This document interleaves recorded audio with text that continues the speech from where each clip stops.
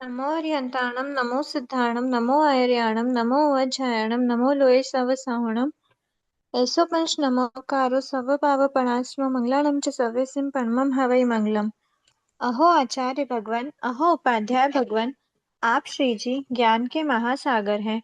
आप हमें अप्रत्यक्ष अनुज्ञा पूर्वक आशीर्वाद प्रदान करें, जिससे हम इस अपूर्व ज्ञान को ग्रहण धारण एवं वितरण करने में समर्थ बने। आप श्री जी की महती कृपा होगी। सभी से सादर जय जयंत। लास्ट क्लास तक किसी के कोई डाउट है?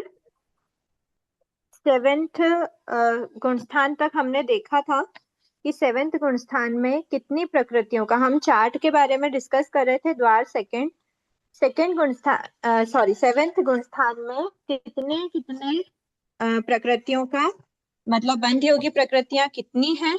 उसके बाद अबंध कितनों का होता है। बंध प्रारंभ, नया बिगनिंग कहाँ से हो रही, कौन सी प्रकृति की हो रही है सेवेंथ गुणस्थान से। और फिर हमने देखा था कि इस गुणस्थान के आगे कौन सी गुणस्थान, कौन सी प्रकृति अब बंधेगी ही नहीं, मतलब कौन सी प्रकृति का बंध विच्छेद हो रहा है। इसमें एक बात और ध्यान में दिलाने की, उस दिन हम लोग आयुष्य कर्म रिलेटेड कोई बात कर रहे थे, तो उसकी बजाय ना एक बात ये करनी है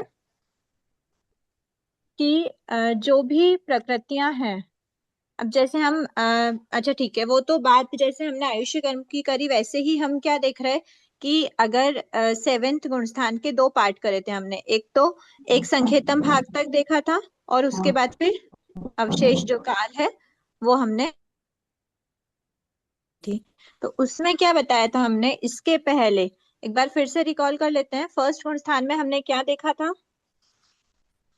फर्स्ट गुणस्थान 7, ये 117 कैसे आया? ओक बंध 120 था, 120 के ओक बंध में से हमने तीन प्रकृति, तीर्थंकर नामकर्म, महारक नामकर्म का अबंध, प्लीज म्यूट कीजिए, अबंध था। और उसके बाद फिर बंध विच्छेद कितनी प्रकृतियों का हुआ था? तो 16 प्रकृतियों का हुआ था। 16 प्रकृति हम अगले गुण स्थान में माइनस करते हैं, ये माइनस का कॉलम होता है, ये प्लस का कॉलम होता है। यहाँ पे 0 0 है, कोई भी प्रकृति का अबंध नहीं है सेकेंड गुण स्थान में, और कोई भी प्रकृति पुनर्बंध या फिर बंध प्रारंभ में नहीं आई है। तो इसीलिए यहाँ पर जो पूर्व वाला था उसमें से बंध विच्छेद को माइनस करा, तो क्या रहा?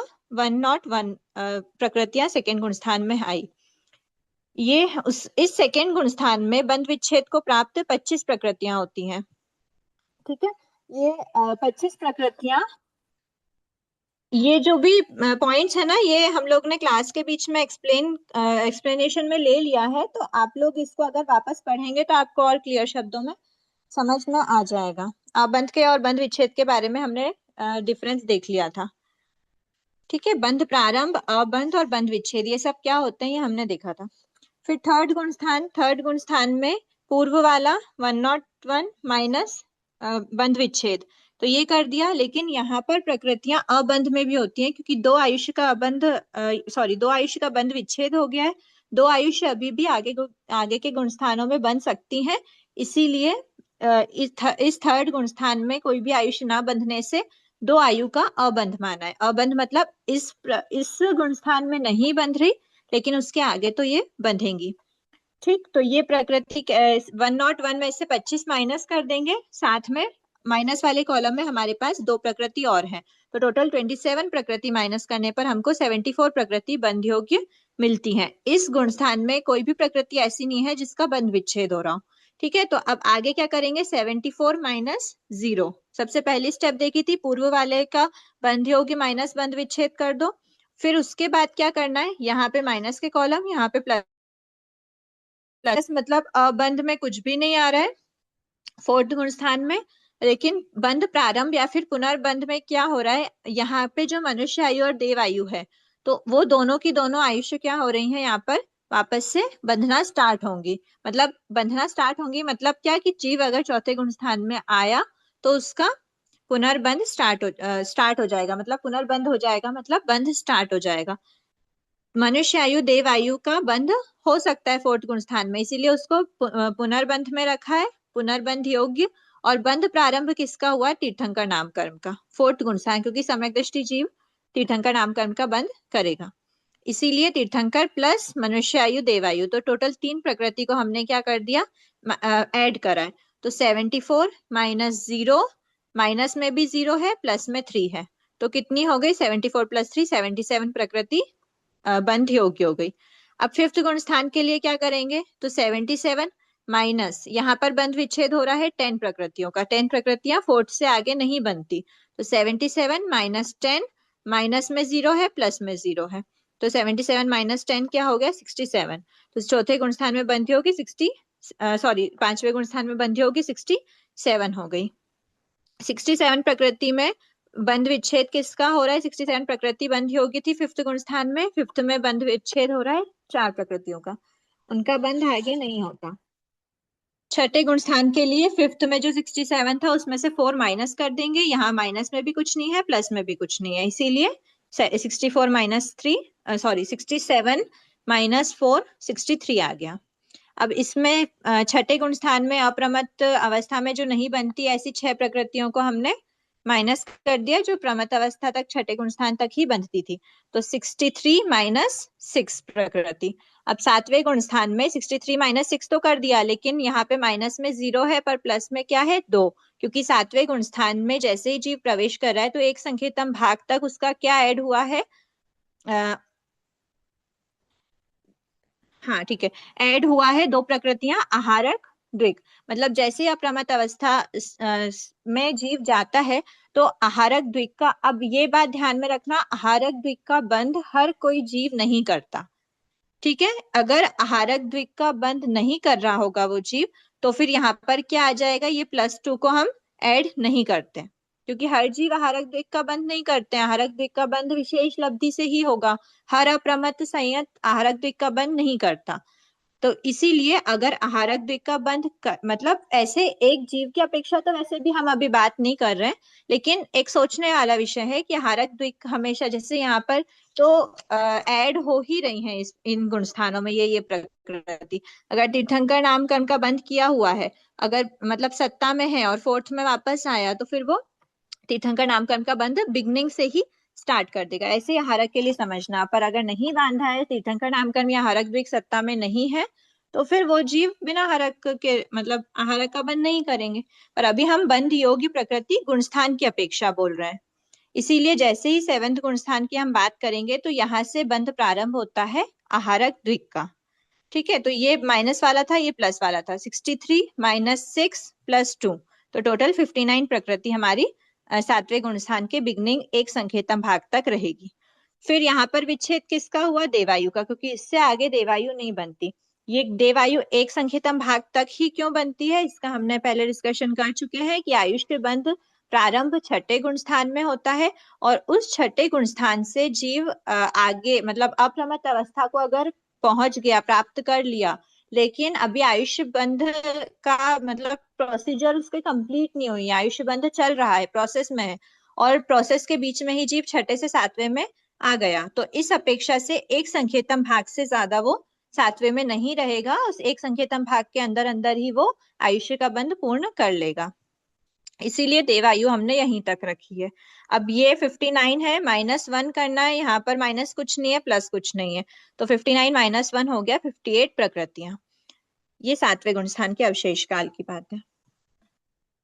फिर अब हमें 8वां गुण स्थान करना है, ठीक है, अब 8वां गुण स्थान, ये जो भी परिशिष्ट वाले पार्ट है ना, ये हम लोग लास्ट में देखते हैं। यहाँ तक सबका क्लियर तो है, यहाँ दीदी, तक हम लास्ट क्लास का ही रिवाइज कर रहे थे। दीदी आरत का बंध 7वें में शुरू हो जाता है? हाँ, 7वें 8वें में ही होता है, अप्रमत्त अवस्था में ही आहारक का बंध होता है, जब हम उदय की बात करेंगे तो हम छठे गुण स्थान में लेंगे, क्योंकि कोई भी लब्धि प्रमत्त अवस्था में ही फोड़ी जाती है, चाहे वो वैक्री लब्धि हो, आहारक लब्धि हो, तो उसका जब आहारक द्विक का, आहारक शरीर, आहारक अंगोपांग का जब उदय आता है, मतलब हम्म। आहारक शरीर का निर्माण किया है, तो वो हम्म। प्रमत्त अवस्था में ही होता है, छठे गुण स्थान में उदय देखेंगे, लेकिन बंध करने के लिए इतनी ऊंची लब्धि का बंध अप्रमत्त अवस्था में ही होता है, ठीक है, अप्रमत्त 7वें से स्टार्ट होती है, तो 7वें और 8वें के जो हमने बीच का पार्ट देखा था 30 प्रकृति, तब तो सारी विच्छेद हो ही जाता है, तो बस उतने टाइम तक उसका बंध मानना, क्लियर है।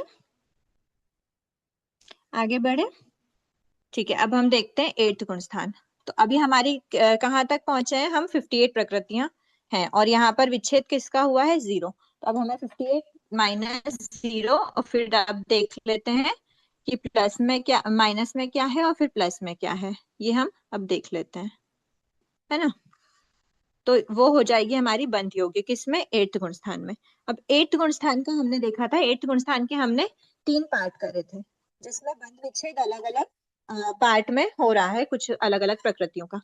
तो सबसे पहले हमने बोला कि 8th गुण स्थान स्टार्ट हुआ, उसका बहुसंख्यक भाग व्यतीत हो गया और एक संख्यतम भाग शेष रहा। इस टाइम पर क्या होता है, एक संख्यतम भाग शेष रहे, वहां तक के 2 विभाग कर दिए। ठीक है, इस पोर्शन के, ये वाला जो पोर्शन है, इस पोर्शन के 2 भाग कर दिए। पहला, 8वें गुणस्थान के कुल काल में से प्रारंभ के एक संख्यतम भाग तक। मतलब जो ये 8वां गुणस्थान का, मान लेते हैं कि ये जो 8वां गुणस्थान है, इसका काल है 10 समय का, 1 2 3 4 5 6 7 8 9 और 10। तो मान लेते हैं कि 8 समय तक क्या हुआ, 8 समय, और ये है एक संख्यतम भाग, 8 समय तक हमने माना बहुसंख्यक भाग।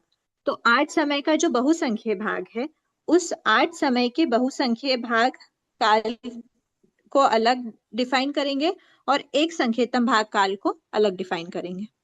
ठीक है, अब सबसे पहले बताया है कि ये जो 8 समय वाला है, इसके हमने क्या करे, 2 पार्ट कर दिए। पहला, 8वें गुणस्थान के कुल काल में से प्रारंभ के एक संख्यतम भाग तक का, मतलब कुल काल कितना है, 10 समय का। तो 10 समय के टोटल काल में से एक संख्यतम भाग हमने क्या माना, 2 समय माना। फॉर एग्जाम्पल यहाँ पर हमने 2 समय माना है। तो इस 2 समय मतलब 1 और 2, 2 समय जितने काल तक क्या होगा, निद्रा द्विक का यहाँ पर जाकर विच्छेद होता है। टोटल काल में से इस बचे हुए मतलब 8 समय का हमने संख्यतम भाग नहीं लिया, एक संख्यतम भाग लिया, ऐसी बात नहीं, हमने कितना लिया, कुल काल का एक संख्यतम भाग। मतलब जितना हमने पीछे छोड़ा, उतने की ही हम आगे बात कर रहे हैं। तो ये जो 10 समय का कुल काल था, 10 समय एग्जाम्पल लिया हमने, 10 समय के काल में से एक संख्यतम भाग, 10 समय का एक संख्यतम भाग, जो हम अभी 2 समय का मान रहे हैं, तो 2 समय पर क्या होता है, निद्रा द्विक का विच्छेद होता है। मतलब 2 समय तक जो एक संख्यतम भाग था, वहां तक कितनी प्रकृतियों का बंध है, तो यहाँ पर जो था 58 माइनस 0, तो कितना बचा, 58। तो 8th गुण स्थान का सबसे पहले बोलेंगे फर्स्ट संख्यतम भाग, ऐसा लिख लेते हैं इसको।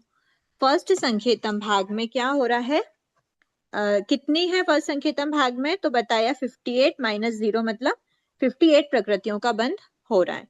अबंध किसी का भी नहीं है, बंध विच्छेद, सॉरी, बंध प्रारंभ किसी का नहीं है, बंध विच्छेद हो रहा है यहाँ पर निद्रा द्विक का। ठीक है, तो अब निद्रा द्विक का बंध विच्छेद अगर हो रहा है, तो इसके बाद वाले में हमको इसमें से माइनस करना रहेगा।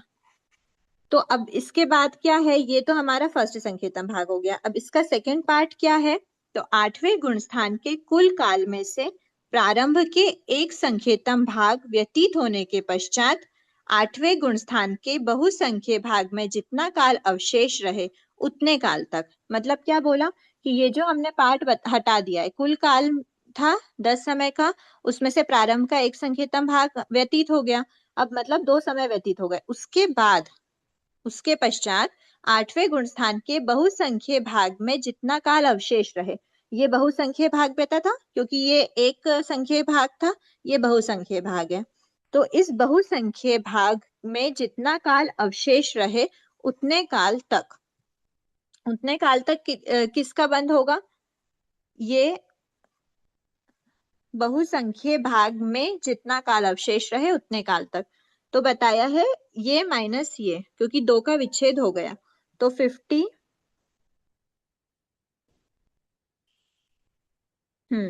58 माइनस 2 56, 56। 58 माइनस 2 कर दिया।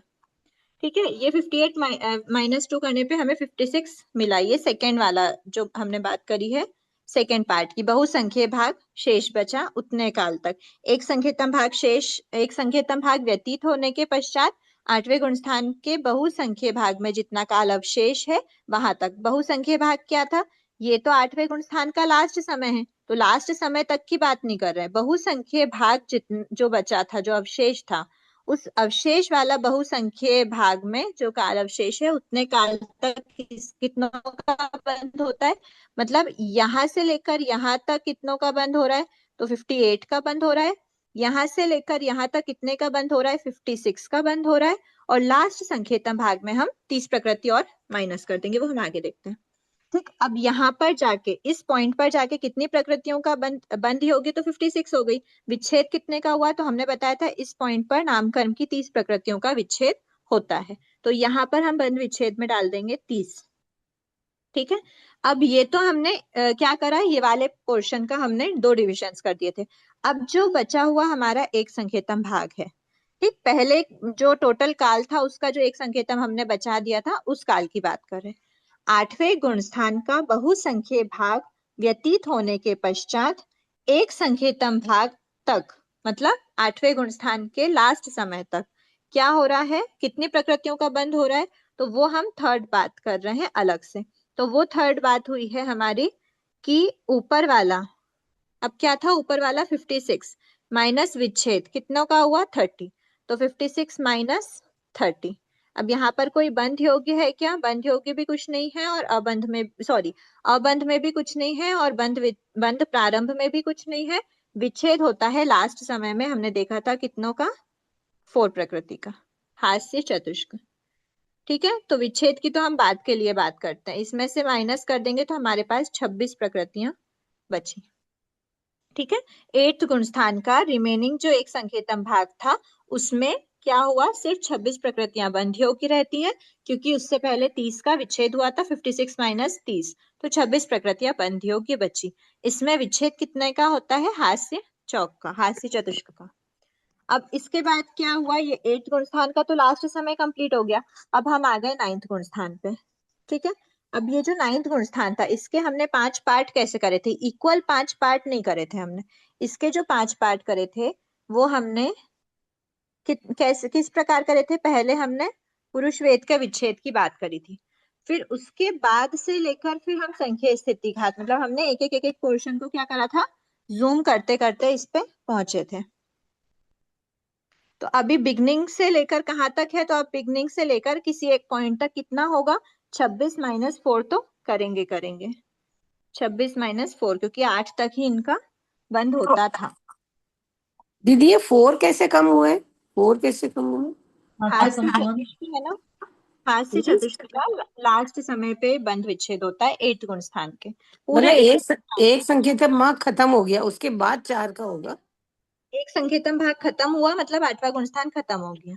अच्छा, उसके बाद 4 का होगा बंद विच्छेद? हाँ, उसके बाद नहीं होता, उस समय पर। देखो ये बहुत सूक्ष्म बात है। अगर आप बोल रहे हो कि 8वें गुणस्थान के 10वां समय जो हमने लास्ट समय माना, 10वें समय पर विच्छेद हुआ 4 प्रकृतियों का, इसका क्या अर्थ है? बंध विच्छेद का अर्थ होता है कि इस समय तो बंध रही है, उसके अगले समय नहीं बंधेगी। इसीलिए ऐसा नहीं बोलेंगे कि इसके बाद विच्छेद हुआ, इसके बाद विच्छेद नहीं हुआ है, विच्छेद इसी समय पर हो गया, मतलब इस समय पर तो बंध रही है लेकिन उसके बाद नहीं होगा। जैसे हम आपको, मैं एक एग्जांपल बस ऐसे देती हूँ कि हम बोल रहे हैं कि जम्बू स्वामी जब मोक्ष पधारे तो क्या हुआ, उसके बाद के लिए मतलब उस समय पर 10 बोलों का विच्छेद हुआ था, तो क्या उस समय पर वो 10 बोल नहीं थे, उस समय पर थे, उसके अगले समय से नहीं होंगे, ऐसा मानना। ठीक है, तो विच्छेद का मतलब अभी बंद विच्छेद उस समय पे क्या कैसा क्या रहा हो, बात मेरी पकड़ में मत लेना, बस मैं एक समझ के हिसाब से बता रही हूँ कि बंद विच्छेद क्या समझना, कि उस समय पर तो है बंद या उदय, जिसकी भी बात करेंगे। सत्ता विच्छेद, जैसे सत्ता को समझना बहुत आसान है, मैं कह रही हूँ कि 12th गुणस्थान के लास्ट समय में क्या हो रहा है, ज्ञानावर्णी की सत्ता है, बराबर। 13th गुणस्थान के फर्स्ट समय में ज्ञानावर्णी की सत्ता नहीं होगी, तो 12th गुणस्थान के लास्ट समय में सत्ता है, मतलब क्या हुआ कि इसी समय पर उसकी सत्ता का विच्छेद हुआ। इस समय पर विच्छेद हुआ मतलब क्या हुआ कि इस समय पर तो था लेकिन उसके अगले समय से नहीं होगा। क्लियर हो गया? तो इसीलिए हम बोलेंगे कि जो एक संकेतन भाग जहां पे एंड हो रहा है वहीं पे हमने एक संकेतन भाग, लास्ट संकेतन भाग छोड़ा था, सिर्फ 2 समय बचे थे, तो 2 समय व्यतीत हुए मतलब 8वां गुणस्थान भी कंप्लीट हो रहा है। तो उस 8वें गुणस्थान पर हास्य चतुष्क का विच्छेद हुआ, मतलब उस लास्ट समय तक तो हास्य चतुष्क का बंध हो रहा है, पर उसके अगले समय में अगर जीव 9वें गुणस्थान में प्रवेश कर रहा है तो वो 9वें गुणस्थान में इन 4 को भी अब बंध नहीं करेगा। तो अगले समय में कितनी होंगी, तो जितनी अभी 26 थी उसमें से 4 माइनस कर देंगे। ठीक है, नहीं तो ये 30 प्रकृतियों का भी तो बंध विच्छेद हुआ इसके अंदर। वो इस समय नहीं हुआ, एंडिंग पे नहीं हुआ, वो बहुसंख्य भाग व्यतीत हुआ, एक संख्यतम भाग शेष है, अच्छा, बीच में नहीं तो हुआ। ये या एक संकेतम 56 तो यहाँ तक आ रही है बहुसंकेतम तक, और एक संकेतम भाग बचा, तब 30 प्रकृतियों का बंध विच्छेद हुआ ना। एक संकेतम भाग बचा, और अब हम बोल रहे हैं कि वो एक संकेतम भाग भी व्यतीत हो गया और 8वां गुणस्थान खत्म हो गया। नहीं वो तो समझ आया, ये जैसे 56 यहाँ तक थी बहुसंकेतम भाग तक, हाँ उसमें 30 का बंध विच्छेद करा, जब तो 26 बची अपने। हाँ, तो इस पूरे काल में 26 रहेगी। अच्छा, इस पूरे तो 30 प्रकृतियों का बंध विच्छेद कब हुआ? इस समय पर, अच्छा। इस समय पर हुआ विच्छेद, मतलब इस समय तक बंध रही थी, इसके बाद नहीं बंधेंगी, तो इसके बाद नहीं बंधेंगी तो 26 बची इस पूरे काल में। अच्छा। और फिर उसके बाद फिर जब यहाँ पर जाकर विच्छेद हुआ है अगर 4 का, तो अभी तक हम्म 26 थी, उसके अगले समय से 22 हो जाएंगी। हम्म, ठीक है, ठीक है दीदी। समझ आया? हाँ हाँ। ठीक है, अब ये हुआ। अब हम 9th गुणस्थान की बात कर लेते हैं। तो 9th गुणस्थान के फर्स्ट समय, जैसे यहीं पे इस समय पर ही 4 का विच्छेद हुआ है, मतलब इस समय तक 26 थी, उसके बाद 4 माइनस करना है तो 22 बची। अब ये जो 22 प्रकृति 9th गुणस्थान के फर्स्ट समय से लेकर कहाँ तक बंधेगी, सेकेंड समय, थर्ड समय, फोर्थ समय, ऐसे करते करते बहुसंख्य भाग व्यतीत हो गया और सिर्फ एक संख्यतम भाग शेष रहा। ठीक है, बहुसंख्य भाग व्यतीत हो और एक संख्यतम भाग शेष रहे, वहां तक तथा उससे संख्य स्थिति घात, एक स्थिति घात में अंतर्मुहूर्त लग रहा है, ऐसे संख्य स्थिति घात का क्या करा, संख्य स्थिति घात आगे तक के काल में वहां तक कितनी बन रही है, तो वहां तक 22 करके, यहाँ पर भी 22 थी, संख्या स्थिति घात में भी 22 थी, और संख्या स्थिति घात का जो लास्ट समय है वहां तक भी 22 ही थी। और उसके बाद जो रिमेनिंग काल बचा, इसको थोड़ा बड़ा बना लेते हैं, उसके बाद जो रिमेनिंग काल बचा उसमें कितनी होगी, तो इस समय पर पुरुष वेद के बंध का विच्छेद हो जाता है। मतलब इस समय तक 22 थी, उसके बाद बचे हुए पूरे काल में जो जितना भी काल है उसमें 21 रहेंगी, हर समय 21 रहेंगी। कहाँ तक रहेंगी, अब इसको और जूम इन कर लेते हैं। ये वाला पार्ट है हमारा, ये यहाँ पे 9th गुणस्थान स्टार्ट हुआ था, उसके बहुसंख्य भाग व्यतीत हुआ था, एक संख्यतम भाग शेष था, उसके बाद भी संख्या स्थिति घात का पॉइंट हमने निकाला। ठीक है, ये दीदी बहुसंख्य संख्या भाग स्थिति है। घात मतलब, दीदी संख्या स्थिति घात संख्या मतलब, स्थिति घात, स्थिति घात क्या होता है, स्थिति घात के बारे में हमने पढ़ा था। स्थिति घात कंडक प्रमाण स्थितियों को नीचे लेकर आते हैं, इस प्रकार कंडक प्रमाण ये ऐसे कंडक प्रमाण उठाकर एक स्थिति घात करते हैं, मतलब एक भी प्रदेश उस स्थिति का नहीं बचता, सबको स्थिति घात मतलब सबकी स्थिति को नीचे ले आते हैं, गुण श्रेणी के रूप में, गुणाकार रूप में, अंतर्मुहूर्त में अरेंज कर देते हैं उनकी स्थिति को। इस प्रकार स्थिति घात हुए, 3 स्थिति घात हुए, ऐसे संख्यीय स्थिति घात, मतलब संख्या की काउंटिंग में स्थिति घात हो रहा है। तो ऐसे संख्यीय स्थिति घात करने के पश्चात जीव क्या करता है, पुरुष वेद का विच्छेद करता है। इस पॉइंट पर अगर उसने पुरुष वेद का विच्छेद किया है, मतलब इस पॉइंट तक, यहाँ से लेकर यहाँ तक पूरे में उसकी 22 प्रकृतियां बंध रही थी, और इस पॉइंट के अगले समय में उसकी 21 प्रकृतियां बंधेंगी। तो कहाँ तक बंधेंगी, तो बताया ये जो रिमेनिंग पार्ट बचा उसके बाद संख्यीय स्थिति घात तक कितनी हुई, 21 सब जगह 21 थी। संख्यीय स्थिति घात तक इस समय पर जाके जीव संज्वलन क्रोध का विच्छेद करता है। फिर संज्वलन क्रोध का विच्छेद किया, उसके बंध विच्छेद के बाद वापस से संख्यीय स्थिति घात बाद क्या करता है, संज्वलन मान का। इस पॉइंट तक सभी में 20 थी, 20 का ही बंद हो रहा था,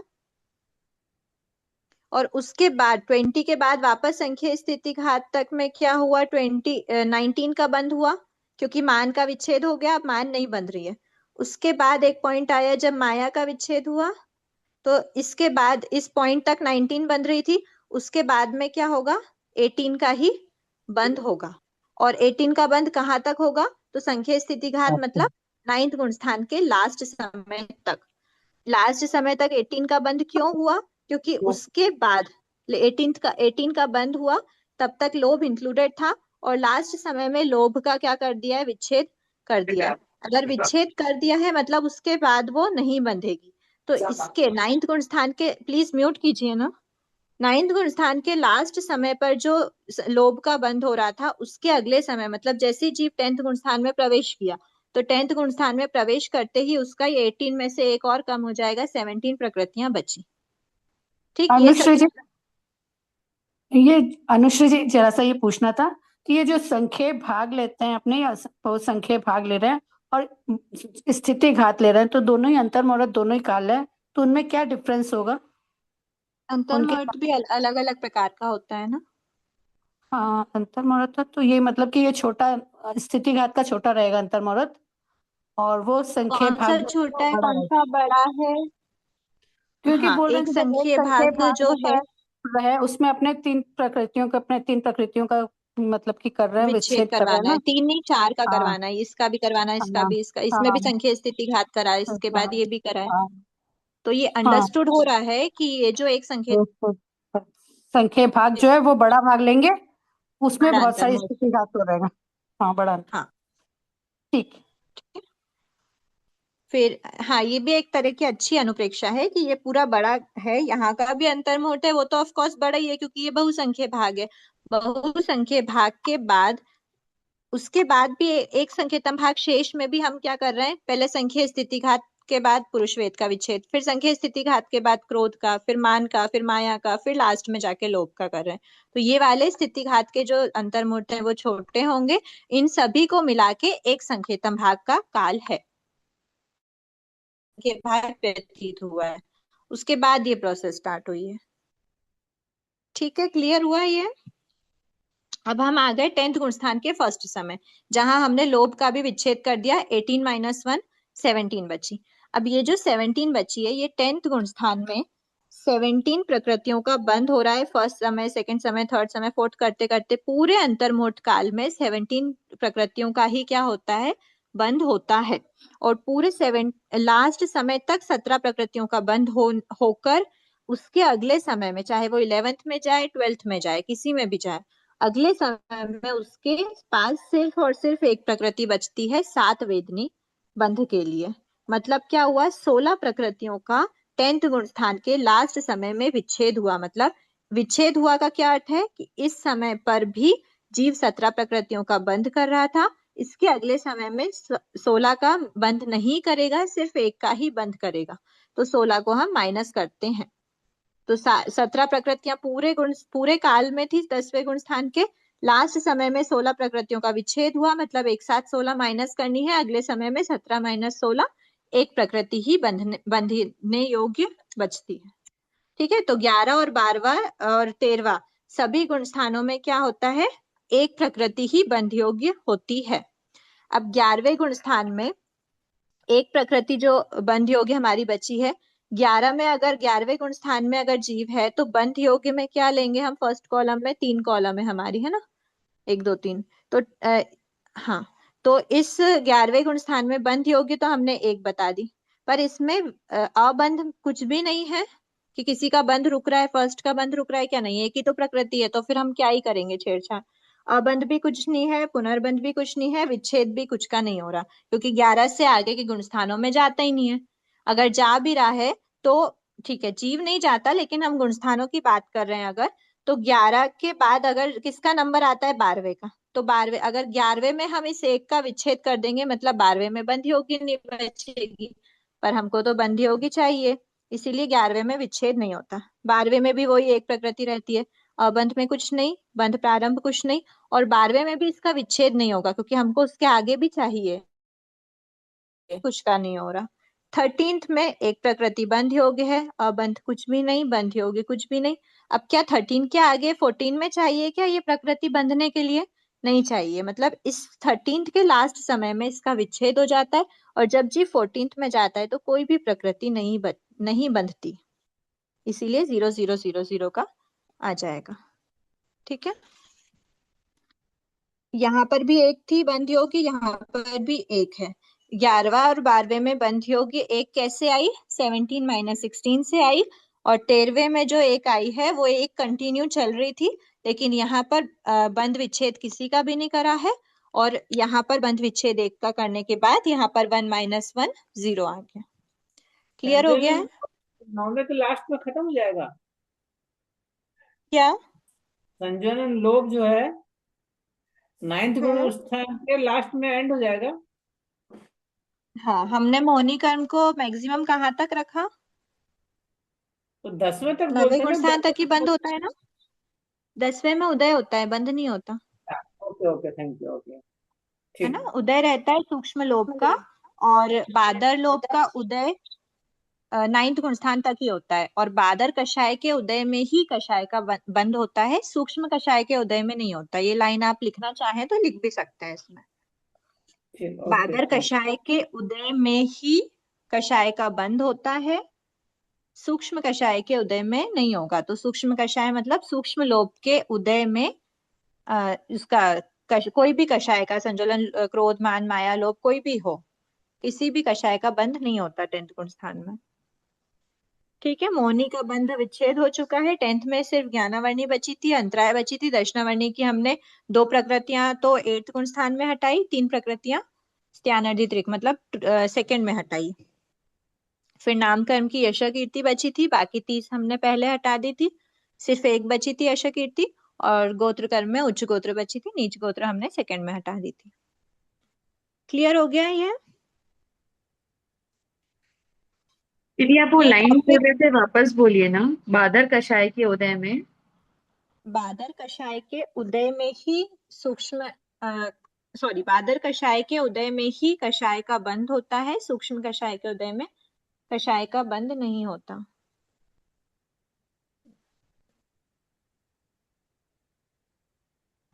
ये लाइन तो दी है ना अनुश्री जी, 8वें पेज पे दिया दी है। हुआ होगा, हाँ वही वही ढूंढ रही थी, यहाँ पे कहीं दिया होगा। जहां तक बादल संज्वलन लोभ का उदय होता है वहीं तक जीव संज्वलन लोभ का बंध करता है, बादल कषाय का उदय 9वें तक ही होता है।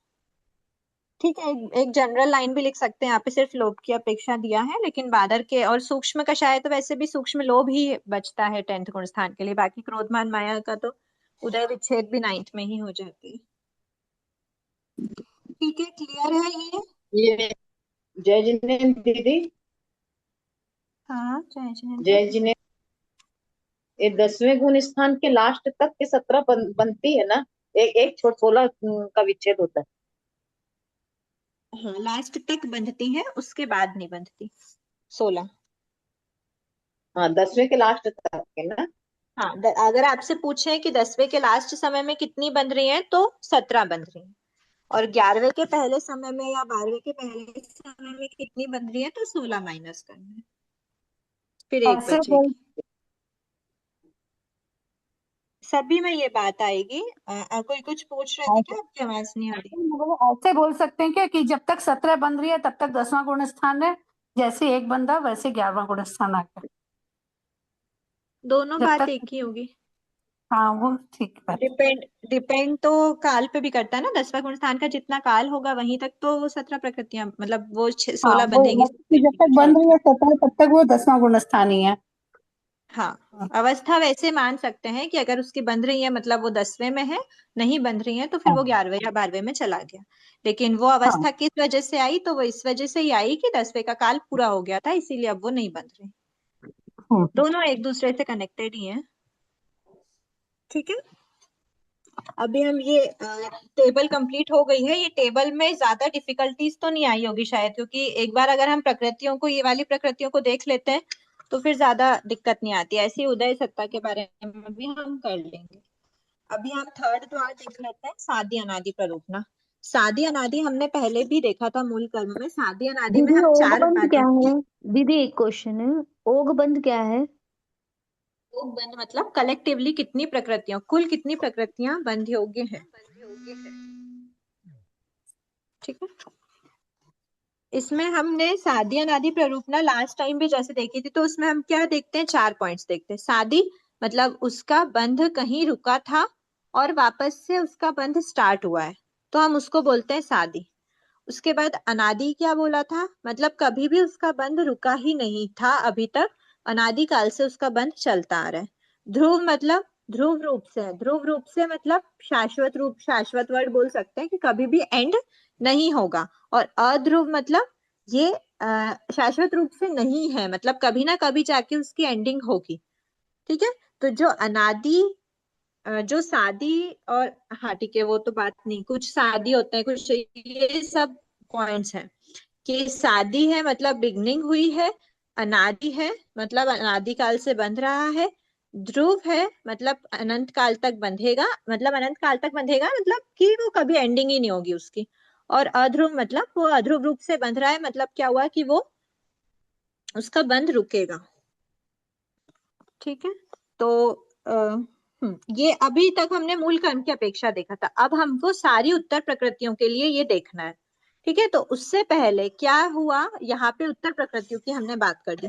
मूल कर्म की अपेक्षा देखना थोड़ा सा आसान हो गया था कि मूल कर्म में हमने क्या देखा था कि किसकी बिगनिंग स्टार्ट हुई है, तो बंध की बिगनिंग, मतलब जब नवे में मूल कर्म का हम क्या कर रहे थे, विच्छेद कर रहे थे, मूल कर्म मोहिनी कर्म का नवे गुण स्थान तक बंध रहा है, उसके बाद बंध विच्छेद होके 10th में आएगा तो नहीं बंधेगा, 11th में आएगा तो नहीं बंधेगा, वापस 10th में आया तो नहीं बंधा, 9th में आया तो बंध स्टार्ट हो गया। फिर ज्ञानावर्णी वगैरह की अगर हम बात कर रहे हैं तो उसका बंध कहाँ तक होता है, तो 10, 11 से वापस 10 में गया तो फिर से बंध स्टार्ट हो जाएगा। इस प्रकार हमने उसकी आदि बोली थी, वेदनी कर्म की आदि नहीं हुई थी, क्योंकि 11th में गया तब भी बंध रही थी, 12th में गया तो भी बंध रही है, 13th में जाएगा उसके बाद 14th में रुकती है, और 14th के बाद वापस 13th में नहीं आती। इस प्रकार से हमने देखा था मूल कर्म में। ठीक है, अब हम क्या देख रहे हैं,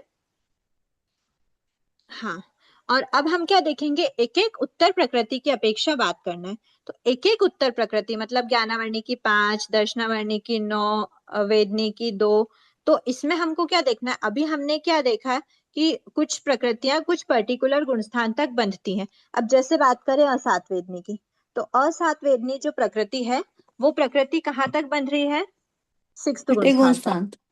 ठीक है, अब 6ठे गुणस्थान से जीव अगर अप्रमत्त अवस्था से, सॉरी प्रमत्त अवस्था से अप्रमत्त अवस्था में गया, 6ठे 7वें में करते रहते हैं जीव, संयत जीव जो होते हैं प्रमत्त अप्रमत्त अवस्था अंतर मुहूर्त में चेंज होती रहती है। तो ये जो अप्रमत्त अवस्था से, सॉरी प्रमत्त से अप्रमत्त में गया, तो यहाँ पर असात वेदनी का बंद हो रहा था, यहाँ पर नहीं हो रहा, फिर वापस 6th में जाएगा बंद हो जाएगा, फिर 7th में गया नहीं हो रहा। और कोई ऐसे जीव है तो ये क्या हो गई उसकी, यहाँ पर नहीं हो रहा था वापस यहाँ पर हुआ, मतलब आदि हो गई, तो सादी भंग घटित हो गया। उसके बाद फिर अनादि की बात करें तो ऐसा कोई जीव था जो अभी तक कभी अप्रमत्त अवस्था को टच ही नहीं किया, प्रमत्त अवस्था में ही अनंत काल से है, तो उसकी अपेक्षा क्या है, ये अनादि है। फिर जब वो 7वें में नहीं, सात वेदनी का बंध तो बिना ये अप्रमत्त हुए भी तो करता ही रहता है ना जीव, सात वेदनी और असात वेदनी का बंध तो परावर्तमान प्रकृति है ना ये तो,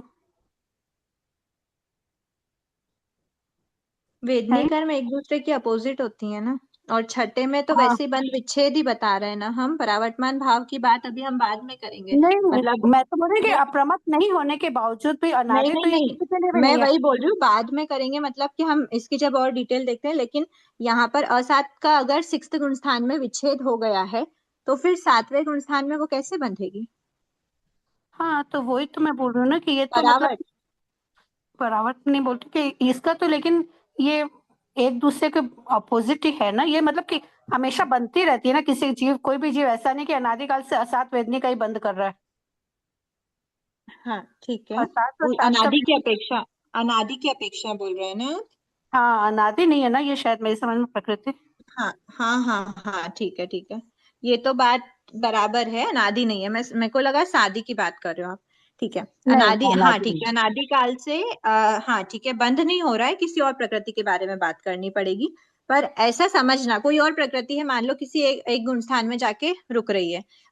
इसके अलावा और कोई सी प्रकृति ले लेते हैं, शुभ अशुभ की बात कर सकते हैं ना। हाँ, अशुभ की बात कर सकते हैं। देखते हैं एक बार, जो भी प्रकृति है वो अनादिकाल से तो बंध रही थी, लेकिन हाँ शुभ अशुभ भी नहीं ले सकते, सॉरी। ज्ञानावर्णी ले सकते हैं ना, ज्ञानावर्णी ले रखते हैं जिसमें ज्ञानावर्णी ले कैसे लेते गुण हैं। था। हाँ ठीक है, ज्ञानावर्णी ले लेते हैं। तो एक बार हम सारी प्रकृति को ही देख लेते हैं, उस आदि अनादि की जो डेफिनेशन थी, मेन मोटिव वो था समझाने का। ठीक है, हाँ एक हाँ बार सारी देख लेते हैं, है ना। तो उसके पहले हमको क्या करना चाहिए, जैसे जो प्रकृति है, सात वेदनी और सात वेदनी, अब क्या हुआ, ये दोनों प्रकृति एक दूसरे की अपोजिट है। ये अपोजिट प्रकृति होने की वजह से इन प्रकृतियों में क्या हुआ, हर अंतर्मुहूर्त बाद वो स्विच करना पड़ता है। अगर सात वेदनी बंध रहा था, उसके अंतर्मुहूर्त बाद वो असात वेदनी बांध लेगा, या फिर उसके बाद फिर वो हर अंतर्मुहूर्त में ही स्विच करते हैं ना। मैं गलत तो नहीं हूँ ना, गलत हूं तो बता देना। सही, जो भी ठीक हो। ऐसे अपोजिट वाली रहती हैं तो वो स्विच करते हुए बनती हैं, फिर वो असात बांधेगा, फिर वो सात बांधेगा। अगर वो जैसे मनुष्य है, मनुष्य के कैपेबल क्या है कि वो चारों गति का बंध कर सकता है। ठीक है, तो हर अंतर्मुहूर्त में वो देव गति से मनुष्य गति, मनुष्य गति से तिर्यंश गति, तिर्यंश गति से नरक गति, मतलब हर अंतर्मुहूर्त में वो स्विच करके ही कंपलसरी बांधता है। ठीक है, अगर वो जैसे ये फर्स्ट गुण स्थान की हमने बात कर दी, अगर वो सेकंड गुण स्थान में है, अगर मनुष्य सेकंड गुण स्थान में है, तो मनुष्य सेकंड गुण स्थान में नरक प्रायोगिका तो बंद कर नहीं सकता, है ना। तो सेकंड गुण स्थान में वो देव से मनुष्य पे स्विच करेगा, अंतर्मुहूर्त बाद उसको कंपलसरी स्विच करना ही पड़ता है। अगर वो थर्ड में या फिर फोर्थ में पहुंचा, मान लो थर्ड में पहुंचा, तो थर्ड में उसके पास ये दोनों ऑप्शन नहीं बचते, तो वो तो कंपलसरी देवगति का ही बंद करेगा।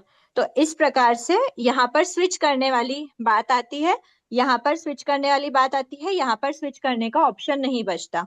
तो जो परावर्तमान वाली जो बातें अभी वो उन्होंने जो वर्ड बोला, उसका वही मतलब है। ठीक है, आगे देखते हैं। वो अभी परावर्तमान वाला आपके सिलेबस में नहीं है।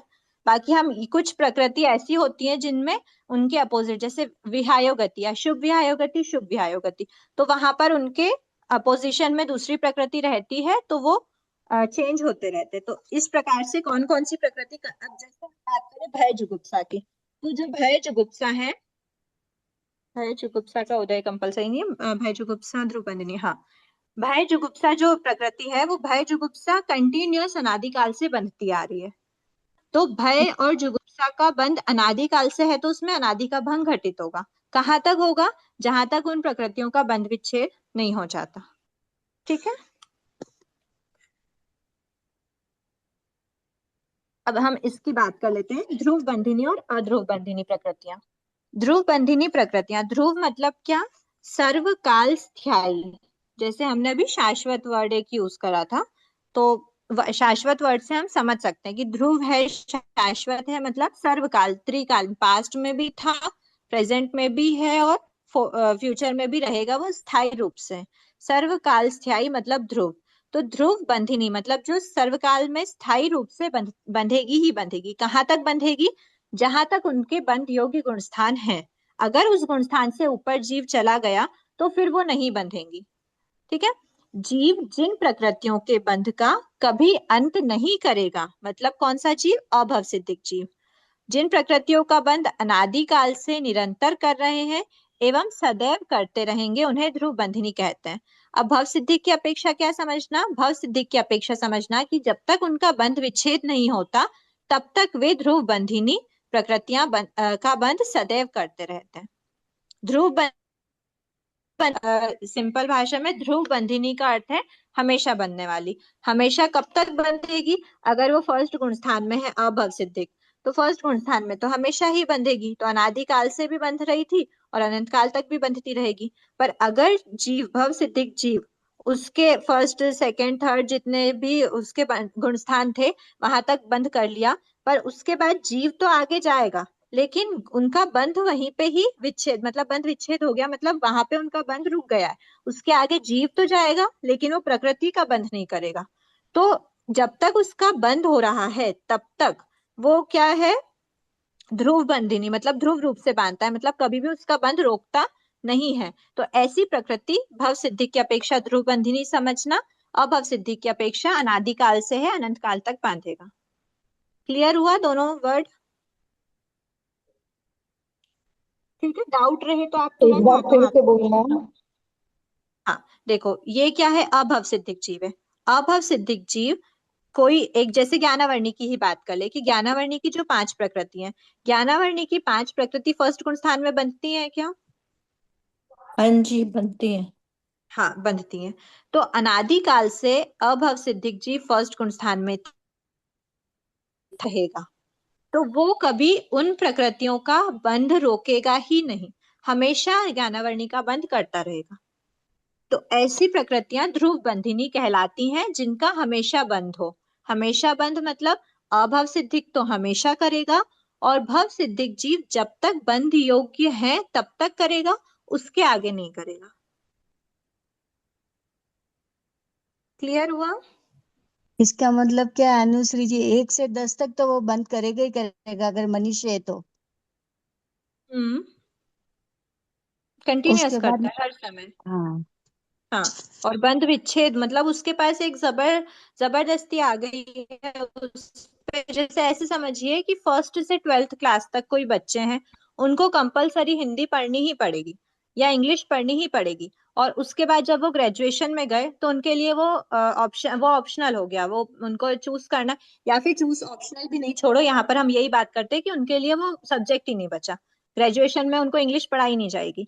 तो अब जब तक वो फर्स्ट से 12th में, एक तो है जो हमेशा फर्स्ट क्लास में ही रहेगा, एक बच्चा कोई है वो फर्स्ट क्लास में ही रहेगा हमेशा, तो उसको हमेशा पास्ट में, प्रेजेंट में, फ्यूचर में हमेशा उसको इंग्लिश पढ़नी ही पड़ेगी। और एक बच्चा है जो फर्स्ट से 12th तक जब तक है तब तक कंपलसरी उसको इंग्लिश पढ़नी है।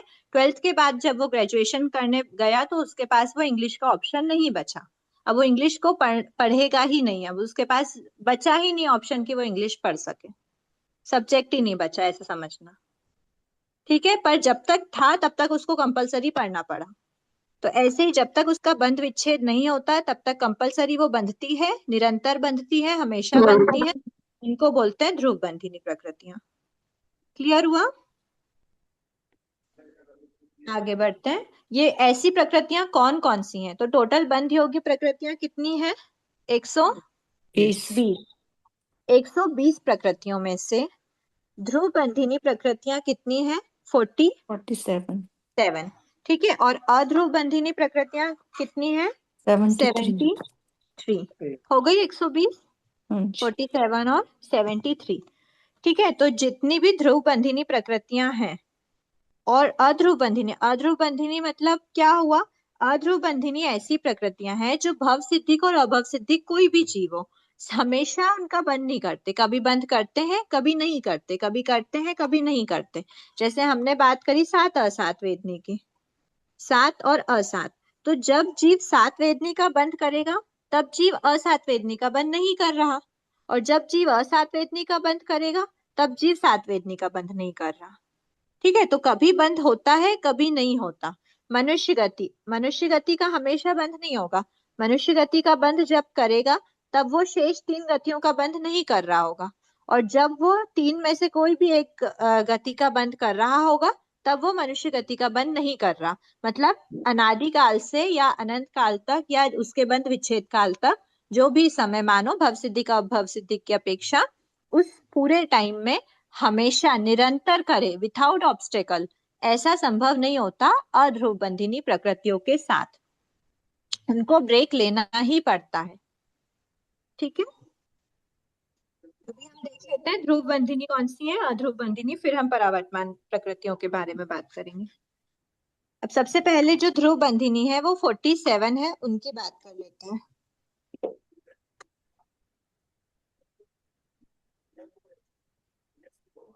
ध्रुव बंध जिनका बंध निरंतर होगा। तो एक बात यहाँ पर ध्यान रखने योग्य है कि जो भी अपोजिशन वाली प्रकृति होती हैं वो प्रकृतियां ऑब्स्टेकल खड़ा करती हैं।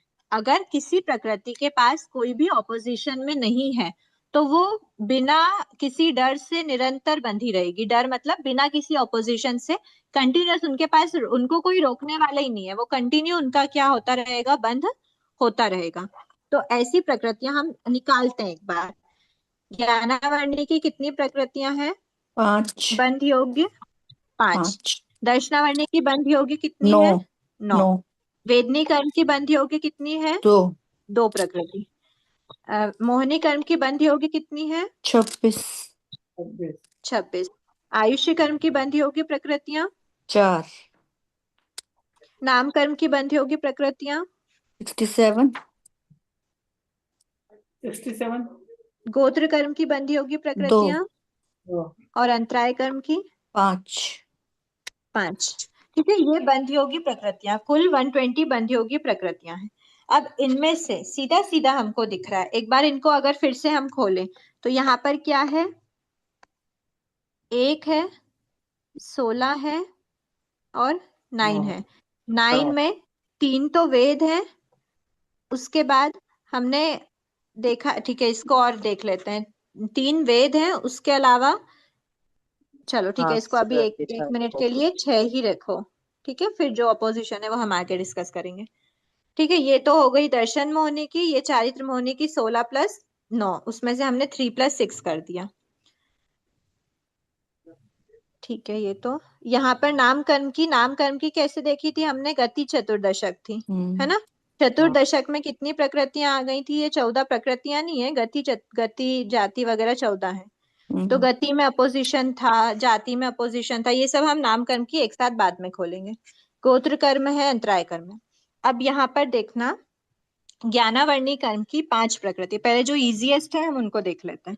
ज्ञानावर्णी की जो 5 प्रकृतियां हैं, उनका बंध, उनके बंध में जो जो भी 5 प्रकृतियां हैं, पहले वो प्रकृतियां कौन सी हैं वो देख लेते हैं। मति ज्ञान, आभिनिबोधिक ज्ञानावर्णी, श्रुत ज्ञानावर्णी, अवधि अवधि ज्ञानावर्णी, केवल मनापर्य और ज्ञानावर्णी, केवल केवल ज्ञानावर्णी। क्या ये एक दूसरे को अपोज करते हुए बंधती हैं? नहीं। ऐसा नहीं होता, इनके पास कोई भी अपोजिशन में नहीं है। अगर अभिनिबोधिक ज्ञानावर्णी का बंध हो रहा है तो केवल ज्ञानावर्णी का भी बंध हो सकता है, उसके साथ मनापर्य ज्ञानावर्णी का भी बंध हो सकता है। तो ऐसी जो 5 प्रकृतियां हैं, ये 5 प्रकृतियों का बंध बिना अपोजिशन से होता है। ठीक है, दर्शनावर्णी की कितनी है, निद्रा पंचक है 9 और 4 प्रकृति। तो जैसे हमने यहाँ पे बात करी, वैसे ये 4 प्रकृतियों के बारे में तो हमको ध्यान में आ ही जाता है कि अगर चक्षु दर्शनावर्णी बंध रहा है तो अचक्षु दर्शनावर्णी भी बंध सकता है, केवल दर्शनावर्णी, अवधि दर्शनावर्णी सब बंध सकता है। और जब हम निद्रा पंचक की बात करते हैं तो निद्रा, प्रचला, निद्रा निद्रा, प्रचला प्रचला, पांचों का बंध, स्त्यानर्धि, इन पांचों का बंध एक साथ में हो सकता है बिना अपोजिशन के।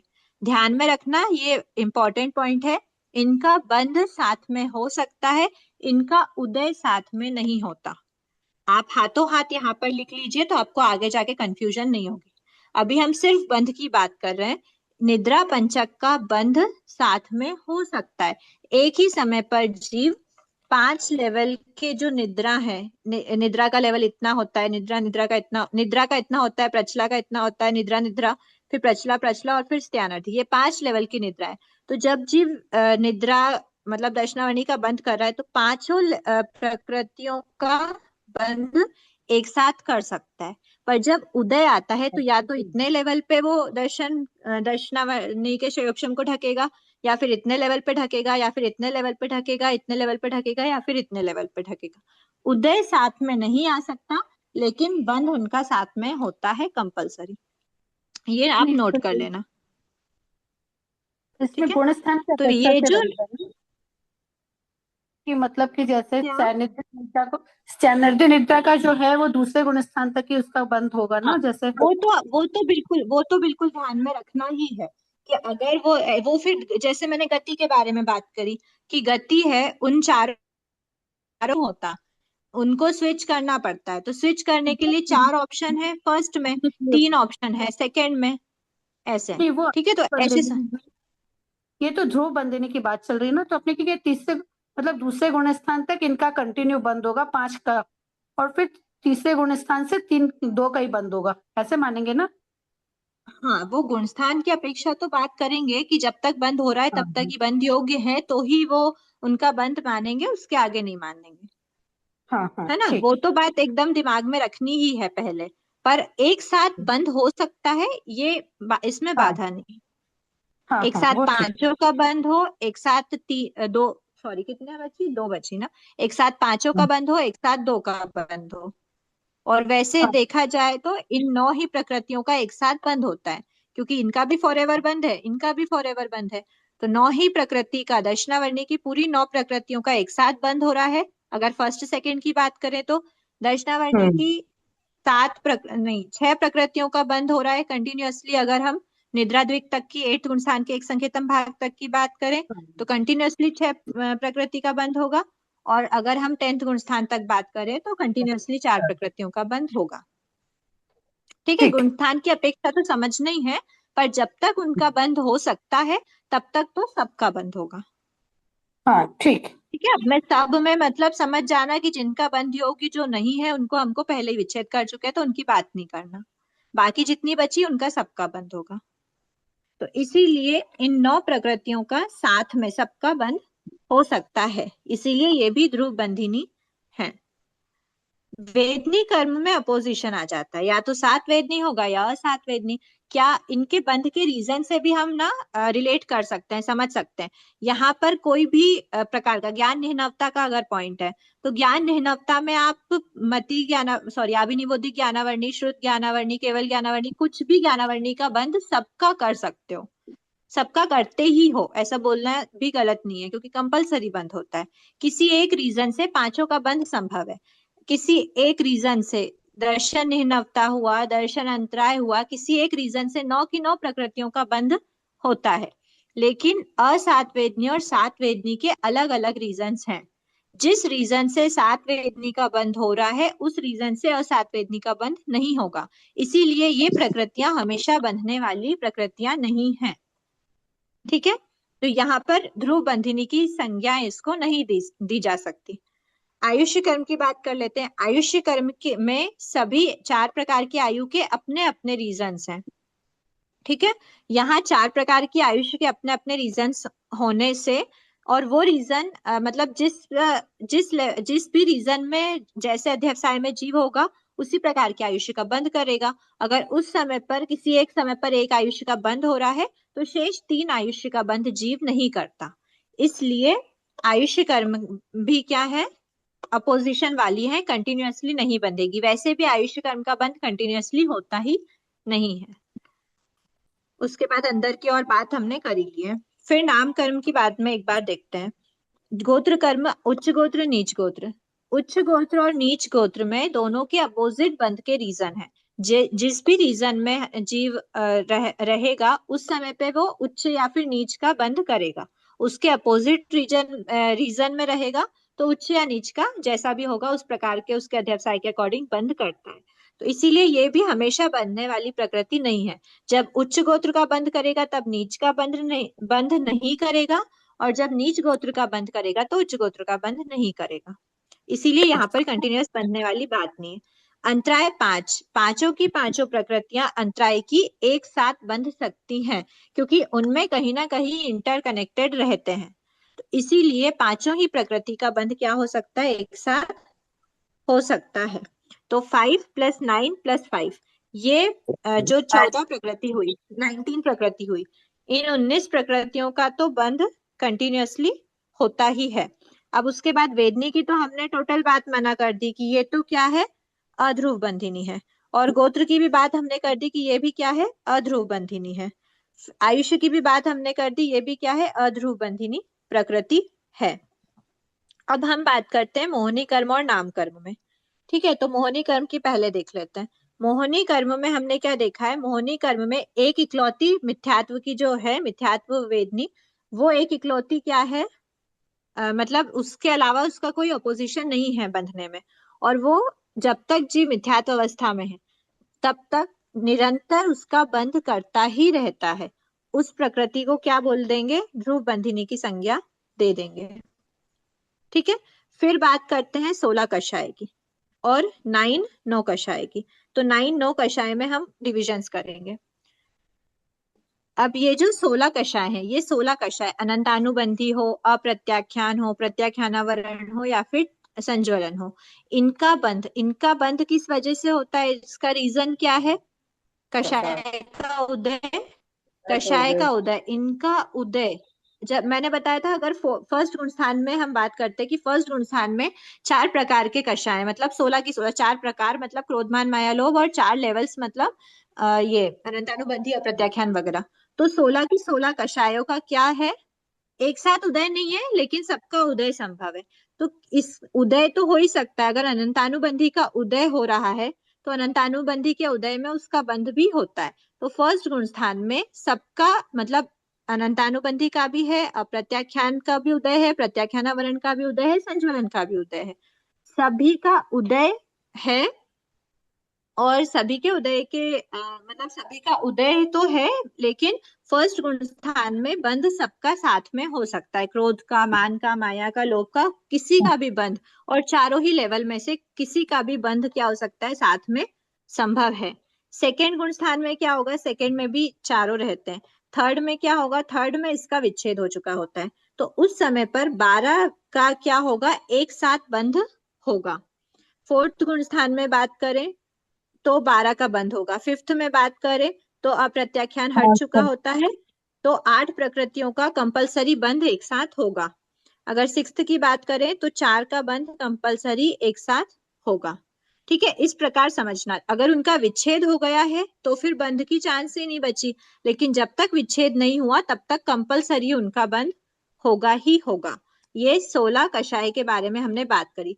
तो ये भी क्या है? ध्रुव बंधिनी प्रकृतियों में इनको ले सकते हैं। अब 9 कषाय, 9 कषाय कौन कौन से हैं?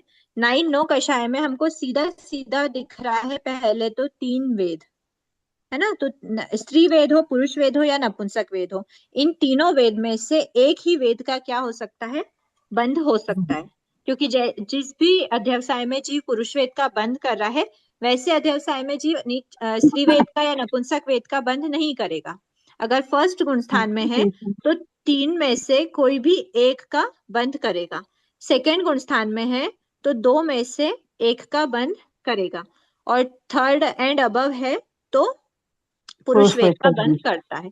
पर कब करेगा? तो फिर वो बात आगे आगे आ जाती है कि वो उसके पास फिर कोई ऑप्शन नहीं बचे तो कंटिन्यूअसली करेगा। लेकिन यहाँ पर उसके पास 3 ऑप्शन थे, यहाँ पर उसके पास 2 ऑप्शन थे, और बंध सिर्फ एक का ही कर रहा है, मतलब 2 का बंध रुका हुआ है। यहाँ पर एक का ही बंद कर रहा है, मतलब एक का बंद रुका हुआ है। तो जहां भी बंद रुक गया मतलब वो प्रकृति ध्रुव बंधिनी नहीं है। तो इसीलिए जो 9 कषाय है उनमें से 3 वेद ध्रुव बंधिनी नहीं है, वो अध्रुव बंधिनी प्रकृति है। ठीक है, इसीलिए उसको हम कट करके बोल देते हैं, ये जो 3 वेद हैं इनको कट करके बोल देते हैं कि ये अध्रुव बंधिनी प्रकृतियां हैं। अब हमारे पास क्या बचा है? हास्य षटक बचा है। ठीक है, थोड़ा सा खोल लेते हैं। दीदी एक पूछना था क्वेश्चन कि अब 16 कसाई में भी तो ये घटित हो सकता है ना? अनंतानुबंधी होगा तो संजलन और प्रत्याख्यान वर्ण नहीं होगा ना? हो सकता है, वही तो भगवान ने फरमाया है। उदय सबका साथ में, उदय की जब आप बात करोगे ना तो उदय में 4 कषाय में से एक कषाय का उदय रहता है। क्रोध के साथ मान का नहीं होता, माया का नहीं होता, लोभ का नहीं होता। पर अनंतानुबंधी, प्रत्याख्यान, प्रत्याख्यानावरण और संज्वलन, चारों टाइप के क्रोध का उस समय पे उदय मानना। अगर अभी हमारे प्रत्याख्यानावरण और संज्वलन का उदय हम बोल रहे हैं तो हमारे अगर क्रोध का उदय है तो प्रत्याख्यानावरण और संज्वलन दोनों टाइप के क्रोध का उदय होगा। लेकिन माया और लोभ का उदय नहीं होता, तो वो उदय में बात होती है। पर जब बंद होता है तो क्रोध, मान, माया, लोभ सबका बंद एक साथ हो सकता है। बंद तो हुआ एक साथ में, लेकिन अनंतानुबंधी और अप्रत्याख्यान का तो नहीं हो रहा है ना? इनका तो बंध और उदय दोनों में ही साथ में बात बताइए, दोनों में साथ में बात बताइए। अनंतानुबंधी, अगर आप अभी आपसे पूछे अनंतानुबंधी का काम क्या है? संसार में परिभ्रमण करवाना। और फिर अप्रत्याख्यान का क्या है कि वो व्रत प्रत्याख्यान ग्रहण नहीं करने देगा। प्रत्याख्यानावरण क्या है? संयम ग्रहण नहीं करने देगा। संज्वलन क्या है? यथा क्या चारित्र की प्राप्ति नहीं होती। तो आप बताइए, फर्स्ट गुणस्थान वाला अगर मिथ्यात्वी कोई जीव है तो वो मिथ्यात्वी जीव क्या वो, उसके अगर हम बोले कि अनंतानुबंधी का उदय है तो क्या वो संयम ग्रहण कर रहा है? क्या वो व्रत प्रत्याख्यान स्वीकार कर रहा है? नहीं कर पा रहा। क्यों नहीं कर पा रहा? क्योंकि उसके अप्रत्याख्यान, प्रत्याख्यानावरण, संजुलन सबका उदय है। तो अनंतानुबंधी के साथ साथ में उसके प्रत्याख्यान, अप्रत्याख्यान, प्रत्याख्यानावरण, संजुलन का भी उदय कंपलसरी है। उदय है तो बंध भी कंपलसरी है। समझ आया? नहीं, ये concept थोड़ी सी और डिटेल में हम सोचेंगे ना तो समझ में आएगा कि ऑफ कोर्स चारों अपने अपना काम कर रहे हैं। ऐसा नहीं है कि अगर अनंतानुबंधी का उदय है तो फिर संज्वलन का उदय नहीं होगा। अनंतानुबंधी संसार में परिभ्रमण करवा रहा है, संज्वलन यथाख्यान चारित्र नहीं आने दे रहा है, प्रत्याख्यानावरण संयम नहीं आने दे रहा है।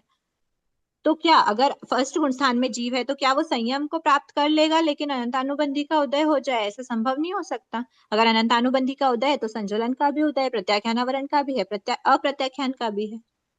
ठीक है, हाँ, इसीलिए तो अभी तो साथ में बंद की उनका बात उदय कर हो रहे हैं सकता है। ना। हाँ, उदय का नहीं, अभी क्या तो बंद की बात कर रहे हैं ना, अभी तो बंद की बात कर रहे हैं ना। आपने? हाँ, तो उदय कषाय का बंध कैसे होता है? कषाय के उदय में तो बंध होता है ना। तो यहाँ पर हमको कषाय के लिए तो उदय की बात करनी पड़ेगी ना। ये क्या देखा? 9th गुण स्थान में हमने देखा ना कि जब तक उनका उदय रहता है तब तक ही उनका बंध है, उसके आगे बंध विच्छेद बोल दिया। ठीक है, हाँ, तो अब ये नौ प्रकृतियों की बात कर लेते हैं। हास्य, रति, अरति, भय, शोक, जुगुप्सा। ये जो 9 प्रकृति हैं, इन 9 प्रकृतियों में हास्य के अपोजिट प्रकृति है हास्य शोक। ठीक है, तो जब जीव हास्य की अवस्था में होगा, ऐसे जब हम बंध के रीजंस में देखते हैं, हमारी जो कर्मबंध और हमारा जीवन उसमें भी आया था, प्लस जो बंध के रीजंस में तो शायद नहीं होगा इतना।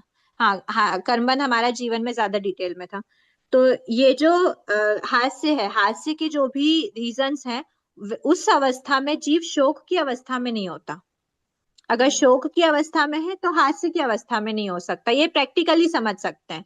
अगर आप खुशी के माहौल में होगे उस समय पर आप शोक का बंध नहीं करोगे, आप खुशी हास्य रिलेटेड का बंद करोगे। रति है, अगर आपकी किसी भी वस्तु के प्रति अगर रति के भाव हैं, किसी दृश्य के प्रति या फिर जो भी बात है रति के भाव है, उस समय पर अरति के भाव नहीं होंगे। अरति के अगर भाव है तो उस समय रति रिलेटेड भाव नहीं होंगे। तो ये एक दूसरे के अपोजिट होती है। अगर हास्य का बंध हो रहा है तो शोक का बंध नहीं होगा, शोक का बंध हो रहा है तो हास्य का बंध नहीं होगा। मतलब ये क्या हो गई?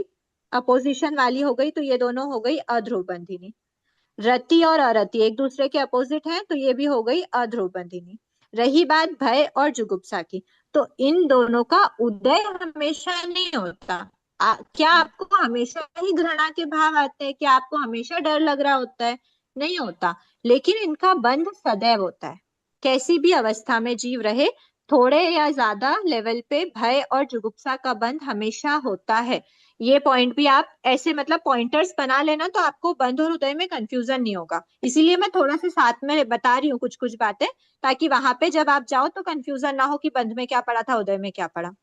बंध हमेशा होता है पर उदय हमेशा नहीं होता भय जुगुप्सा का। ठीक है, ऐसे ही हमने ये जो अभी 16 कषाय वाली बातें पढ़ी थी कि 16 की 16 कषायों का बंध हमेशा होता है, पर क्रोध, मान, माया, लोभ में से एक समय पर अगर आप क्रोध की अवस्था में हो तो आप मान, माया, लोभ की अवस्था में नहीं होगे, उनका उदय साथ में नहीं होता। पर बंध 16 की 16 का साथ में होता है। ठीक है, इसीलिए यहाँ पर 16 साथ में लिए, भय जुगुप्सा यहाँ पर 2 प्रकृतियां जो हैं इनको हम क्या ले लेंगे? ध्रुव बंधिनी में लेंगे। ठीक है, अभी टाइम हो गया है, हम नाम कर्म की जो 67 है उनको हम बाद में करने के भाव रखते हैं। अभी यहाँ पे कितनी हो गई एक बार काउंट कर लेते हैं। 5 + 5 + 9, 19 प्रकृति तो हमने देखी थी ध्रुव बंधिनी। उसके बाद ये हो गई 20, 20 + 16 36 प्लस 2 हो गई 37 और 38, 38 प्रकृति की हमने क्या करी? बात कर लिए। 38 प्रकृति के बाद हमारी नाम कर्म की कितनी बची? तो नाम कर्म की प्रकृति हमने कितना देखा? 47 है। मतलब कितनी प्रकृति बची?